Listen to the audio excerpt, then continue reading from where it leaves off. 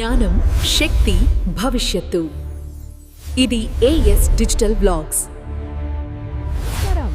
2025 ఈ సంవత్సరంలో పురోగతి అంటే ఏంటి? అసలు ప్రపంచవ్యాప్తంగా ఎలాంటి మార్పులు జరిగాయి? మన భవిష్యత్తును అవి ఎలా మారుస్తున్నాయో కొన్ని ముఖ్యమైన విషయాలు ఇప్పుడు మనం కలిసి తెలుసుకుందాం.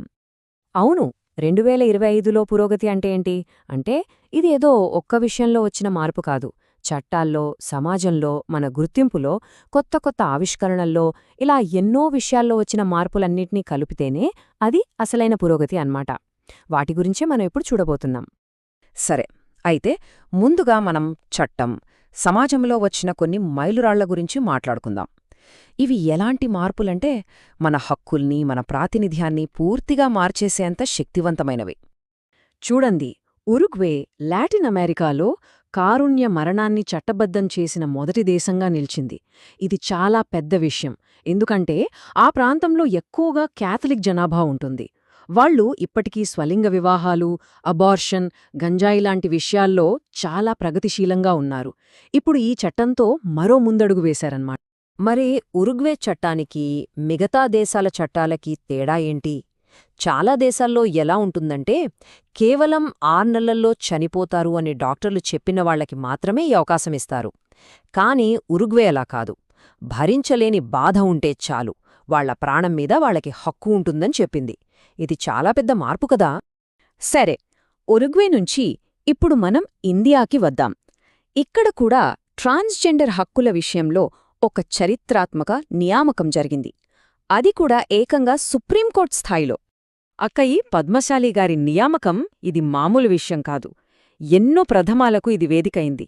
కర్ణాటక నుంచి సుప్రీంకోర్టు ప్యానెల్కు వెళ్లిన మొట్టమొదటి ట్రాన్స్జెండర్ వ్యక్తి ఆవిడే.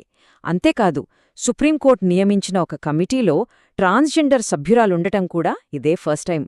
ఇప్పుడు ఈ కమిటీ ట్రాన్స్జెండర్ సమాజం కోసం సమానవకాశాల విధానాన్ని తయారుచేస్తుంది. అంటే వాళ్ల సమస్యల గురించి వాళ్లే నిర్ణయం తీసుకునేలా ఒక మార్గమేర్పడింది. ఇది నిజంగా వాళ్ల సాధికారతకు ఒక పెద్ద విజయం. చట్టపరమైన మార్పుల నుంచి ఇప్పుడు మనం గుర్తింపు, చరిత్ర, గౌరవం లాంటి విషయాల వైపు వెళ్దాం.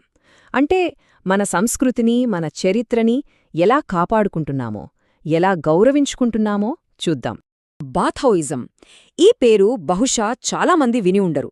ఇది అస్సాంలోని బోడో కమ్యూనిటీ వాళ్లు పాటించే ఒక పురాతన మతం. వాళ్ళు ప్రకృతిని ఆరాధిస్తారు. సిజు అనే మొక్కను దేవుడికి చిహ్నంగా కొలుస్తారు. ఇన్నాళ్లు వాళ్ల మతానికి ప్రత్యేక గుర్తింపు లేదు. కాని మొట్టమొదటిసారిగా ఇండియా జనాభా లెక్కల్లో బాథౌ మతానికి ఒక ప్రత్యేక కోడిచ్చారు. అంటే వాళ్ల నమ్మకాలకు, వాళ్ల సంప్రదాయాలకు అధికారికంగా గుర్తింపు దొరికినట్లే. ఇది చాలా పెద్ద మైలురాయి. అలాగే మన చరిత్రలో ఒక వీరవనితను గౌరవించుకుంటూ తీసుకున్న ఒక ముఖ్యమైన నిర్ణయం గురించి ఇప్పుడు చూద్దాం. ఆమె రాణి చెన్నమ్మ. మనకు స్వాతంత్ర్య పోరాటం అనగానే 1857 సిపాయిల తిరుగుబాటు గుర్తొస్తుంది కదా. కాని దానికంటే 30 ఏళ్ల ముందే 1824లోనే కిత్తూర్లో రాణి చెన్నమ్మ బ్రిటిష్ వాళ్ల మీద గెలిచారు. ఆ చారిత్రక విజయానికి ఇప్పుడు 200 ఏళ్లు పూర్తయ్యాయి. ఆ సందర్భాన్ని పురస్కరించుకుని 2025లో 200 రూపాయల స్మారక నాణ్యాన్ని విడుదల చేశారు.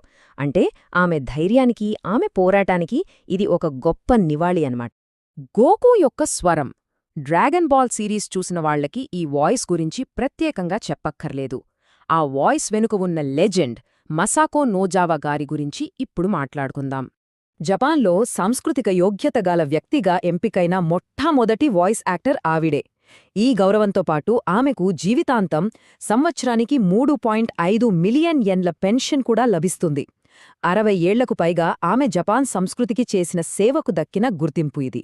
వాయిస్ యాక్టింగ్ అనే కళకు ఇంత పెద్ద గౌరవం దక్కడం నిజంగా చాలా గొప్ప విషయం. సరే, ఇప్పుడు కల్చర్ నుంచి స్పోర్ట్స్ వైపు వెళ్దాం.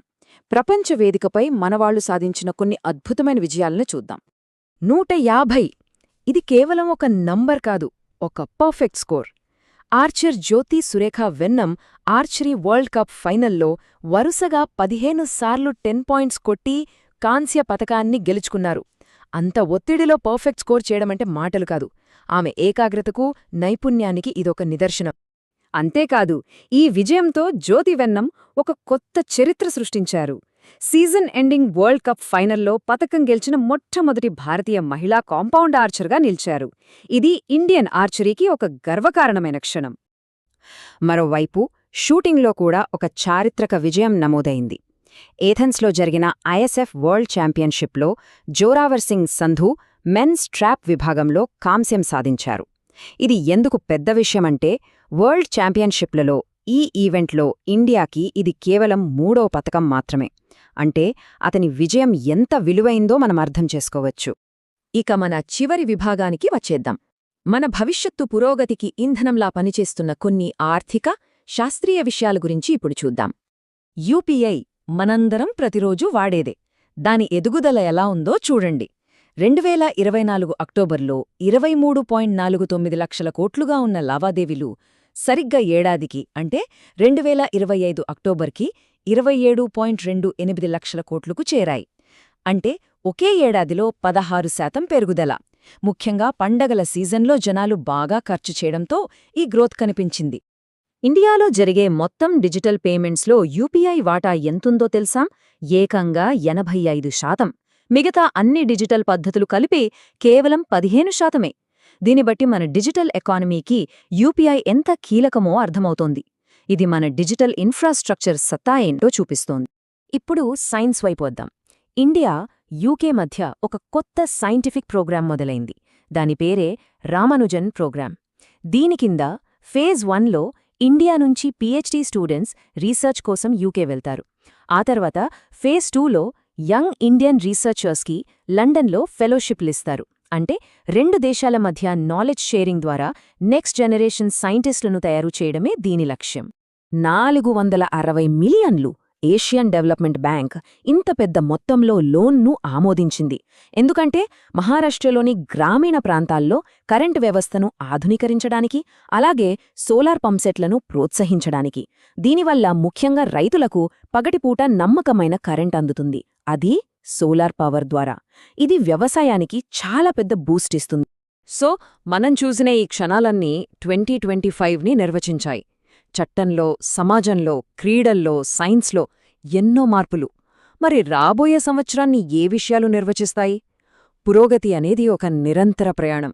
చూద్దాం భవిష్యత్తులో మనకోసం ఇంకేం మార్పులు ఎదురుచూస్తున్నాయో.